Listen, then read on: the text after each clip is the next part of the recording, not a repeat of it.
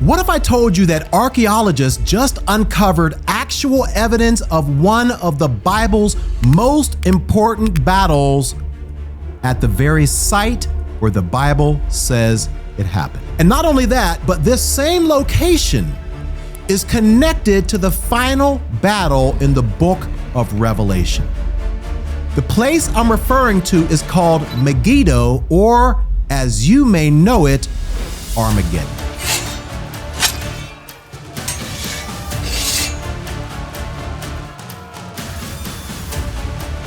Nothing could be further from the truth. I get it. Nice, great history lesson. But what does this practically mean for me? Skeptics questioned whether Pontius Pilate was a real historical figure until they found a stone with not only his name, but his title as governor of Rome. Every time there is a discovery that confirms what the Bible says, I can hear God whispering, see, I told you so.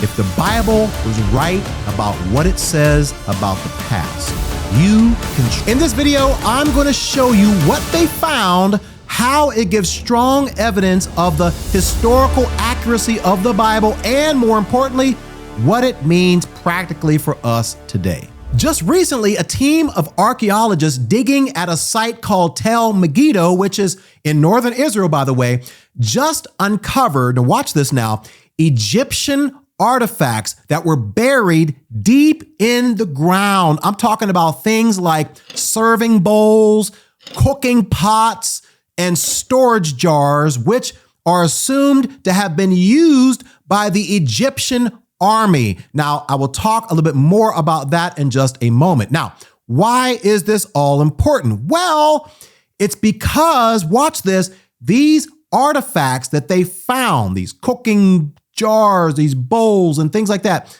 they date exactly back to the 7th century BC, which just so happens to be the exact time period when the Bible says that King Josiah, one of Judah's most faithful kings, was killed by the Egyptian pharaoh Necho. Where?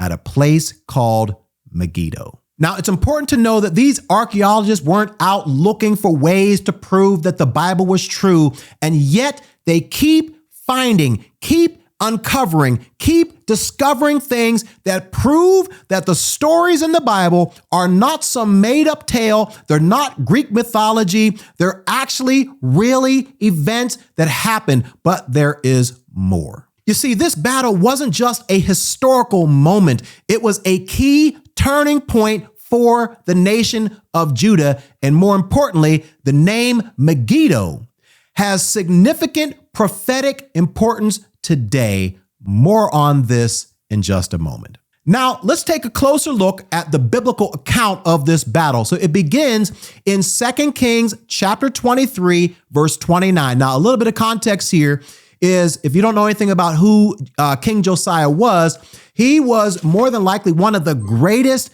kings that the nation of Israel had ever had. So much so that if you read chapter 23 of 2 Kings, you will see all the reforms is what there's called. Basically, he goes and he tears down all of the false worship, all the idolatry, all the high places, worshiping other gods, the Asherah poles. I mean, like, he cleans house and he gets rid of all the different false worship that was going on. But sadly, towards the end of the chapter, he's tragically killed in battle. Let's read it. It says, while Josiah was king, Pharaoh Necho, king of Egypt, went to the Euphrates River to help the king of Assyria. King Josiah and his army marched out to fight him, but King Necho killed him when they met at Megiddo. So notice here that Josiah, king of Judah, he didn't even have to go out to war, right?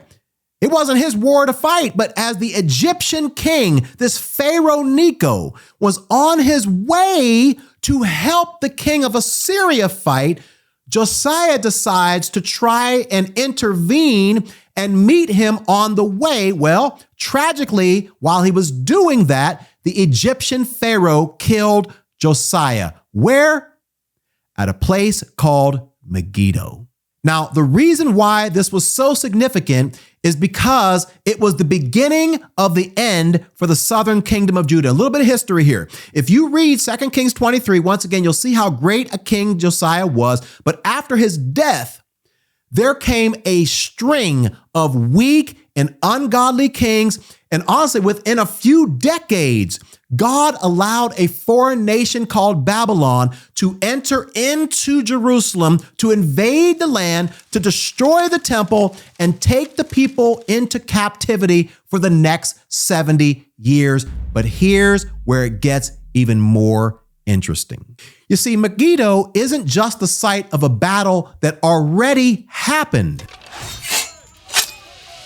Let's fast forward to Revelation chapter 16, verse 16, which says this: "And the demonic spirits gathered all the rulers and their armies to a place with the Hebrew name Armageddon," which literally means hill of Megiddo. Is this a coincidence?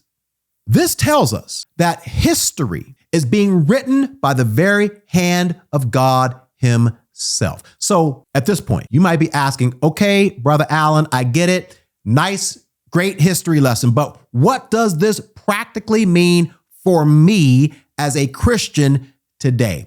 Well, let me give you one major takeaway, just one that I want you to take away, and that is it.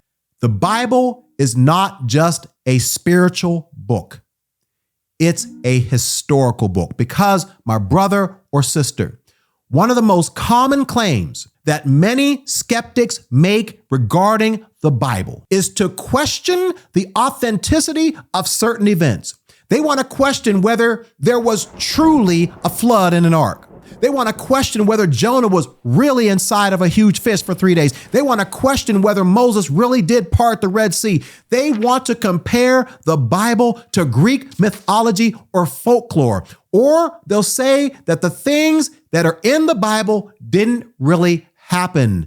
But these stories, basically, they can be used to teach good moral lessons. So in other words, these things didn't really happen, but the Bible's a real cool book with some good stories that you can use that will teach some good moral lessons, my friend. Nothing could be further from the truth, because I want to make sure that you are girded up with the information that you need so that when skeptics come questioning whether the Bible can be trusted, you'll have proof and strong evidence that the Bible is historically accurate. You see, God is using archaeology today to confirm his word. Listen, archaeologists are discovering things every day that are confirming that the stories found in the Bible are actual historical events.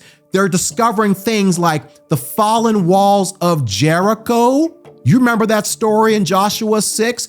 Right? They're discovering these things, walls that are fallen into the ground that confirm that the story in Joshua chapter 6 is true, that the walls of Jericho had fallen down. You see, for centuries, skeptics questioned whether King David was a real figure. That is, until the Tel Dan inscription was found that literally had David's name chiseled in the stone. Skeptics questioned whether Pontius Pilate was a real historical figure until they found a stone with not only his name, but his title as governor of Rome. They're discovering things right where the events of the Bible actually happened, which gives strong proof that the Bible is not just a spiritual book. It is that, but it's not just that. It's a historical book as well. It is historically accurate. Listen, every time there is a discovery that confirms what the Bible says, I can hear God whispering, "See, I told you so. I told you that." It's just so happens that now history is catching up with what the Bible has already said. But here is the biggest principle that I want you to take away from this video. If you haven't gotten anything else, get this. If the Bible was right about what it says about the past, you can trust it to be right about what it says about your future. if it was right about Megiddo in the past, if we can trust that what the scriptures say about the past is accurate, then we must conclude, we must deduce that whatever it says about the future must also be accurate as well. You see, if it was right about Megiddo in the past, then you can be assured that there will be a final battle of Armageddon, where once and for all, the devil and his demonic armies will be defeated, and Jesus and his army will be victorious. The question for you watching this video is this: which side of that battle will you be on? If you want to be on the winning side of that future battle between good and evil, where evil is going to be destroyed once and for all, sent to the lake of fire to be eternally separated from God and their loved ones, my brother or sister, if you're watching this video right now and you have not surrendered your life to Jesus Christ, I want to encourage you to do that today, because tomorrow is not promised. And the next time we see Megiddo, you don't want to be on the losing side of the battle of Armageddon. I'll see you in the next video. Bye for now.